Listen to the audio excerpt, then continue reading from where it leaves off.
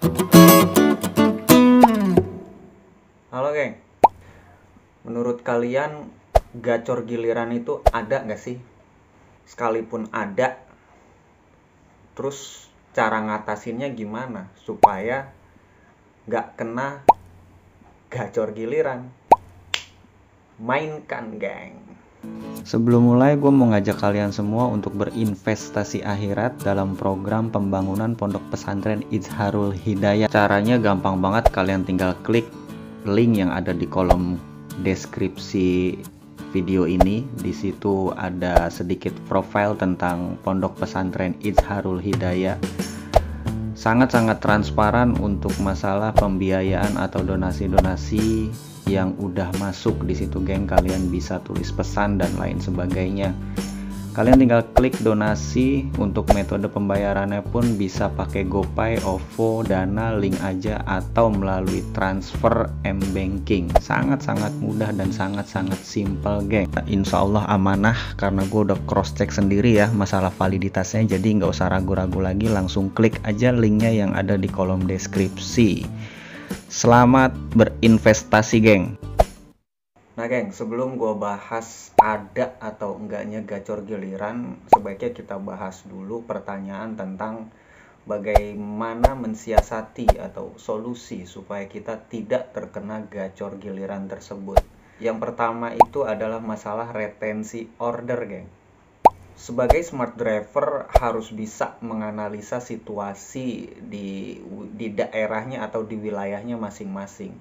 Entah itu membaca momentum, update informasi, dan sebagainya, supaya kita tahu perkembangan yang sedang terjadi.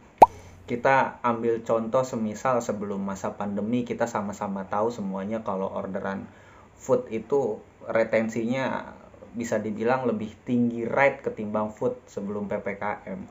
Tiba-tiba masuk pandemi, gue bisa katakan food melonjak tinggi secara retensi order dibandingkan rate, karena emang terbatas dengan peraturan-peraturan atau kebijakan-kebijakan pemerintah pusat.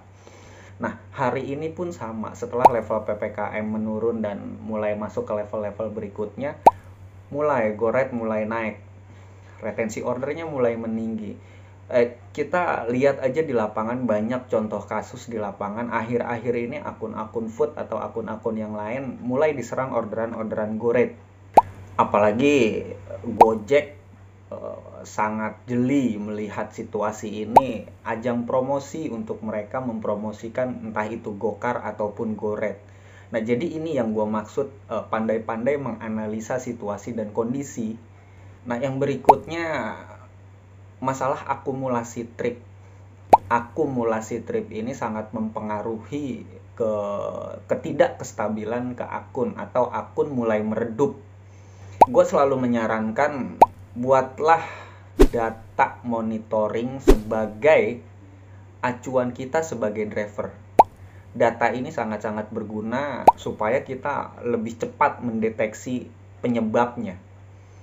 Apa yang sebetulnya terjadi dengan akun kita? Kenapa akun kita mulai melemah? Dengan format yang seperti ini, yang gue tampilin di layar ini, ada jumlah trip yang ditawarkan, ada juga di situ trip yang diambil, masalah perform, order yang ditolak, dan sebagainya, jam on beat, jam online. Ini sangat-sangat membantu kita untuk memonitor kondisi akun kita, geng.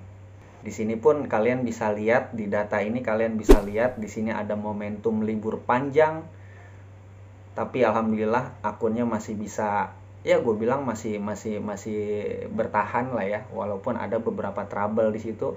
Udah mulai kemasukan go rate karena otomatis yang dilihat itu kan 7 sampai 14 hari ke belakang secara riwayat. 1 minggu libur, layanan mungkin mulai melemah, secara layanan mulai dimasukin go rate dan lain sebagainya. Tapi selama kita bisa membaca itu, artinya kita bisa mendeteksi kondisi akun kita itu seperti apa. Jadi kita bisa sedini mungkin atau secepat mungkin untuk mengambil atau mengatur strategi apa yang harus kita lakukan di saat kondisi akun lagi seperti ini. Yang berikutnya, nah ini yang paling penting menurut gua, geng. Ya, ini poin paling penting menurut gua. Ritme akun. Ini sering banget gue bahas masalah ritme. Ritme akun itu bisa gue bilang sangat-sangat dipengaruhi oleh cara dan pola kerja kita. Karena ritme akun itu terbentuk dari cara dan pola kerja kita. Pola kerja yang seperti apa, Bang? Ya tentunya pola kerja yang konsisten. Semakin konsisten pola kerja kita, maka ritme akun pun akan semakin cepat terbentuk. Ritme akun itu bisa dikatakan sangat-sangat fluktuatif. Terkadang dia bisa berubah ritmenya tergantung dari pola dan cara kerja kita. Disinilah pentingnya peran seorang driver, seorang pilot, seorang gue bilang penunggang kudanya, si pemilik akunnya untuk mengetahui perubahan-perubahan ritme yang terjadi. Ketika kita merasa tidak ada yang salah dari cara dan pola kerja kita, semuanya merasa aman-aman aja seperti biasanya, tidak ada yang berubah. Ya balik lagi ke poin sebelumnya. Bagaimana dengan retensi ordernya? Bagaimana dengan akumulasi tripnya? Jadi keempat poin ini, masalah retensi order, akumulasi trip, cara dan pola kerja, yang terakhir adalah ritme akun. Keempat poin inilah yang harus kita bedah. Dari mana kesalahannya? Kenapa akun kita bisa ngedrop? Kalau kesalahannya ternyata ada di retensi order, ini akan sulit. Atau kita cross check akumulasinya gimana? Oh, akumulasinya aman-aman aja, Bang. Cek dari cara dan pola kerja. Cara ngeceknya yang pertama ya dari ritme akun itu, ada perubahan nggak? Ada perubahan dari cara pola kerja nggak? Kalau cara pola kerja berubah, otomatis ritme akun pun akan berubah. Tapi yang paling sering digagal pahamin itu ya poin 2, akumulasi trip.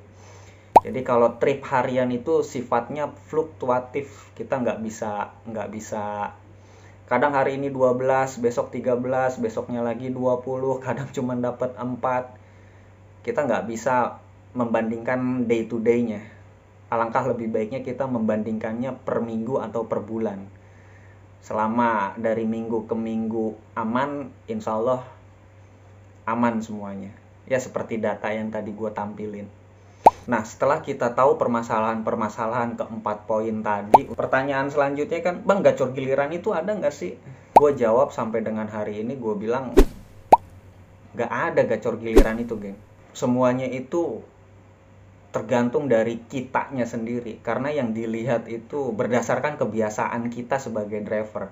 Si akun pun akan mengikuti kebiasaan, cara, dan pola kerja kita itu. Perubahan itu pasti ada. Karena emang seperti yang gue bilang tadi, fluktuatif sifatnya. Nggak akan selamanya bisa gacor. Merosotnya pasti ada. Tapi yaitu dia, ketika kita paham, kita tahu penyebabnya apa, barulah di situ kita eksekusi dengan strategi-strategi yang kita punya. Jadilah smart driver. Udah waktunya kerja cerdas, geng. Walaupun harus dibarengi dengan kerja keras, tapi kerja cerdas itu lebih efektif, lebih nikmat ketimbang kita harus terus-terusan kerja keras. Salam satu aspal, geng. Paten.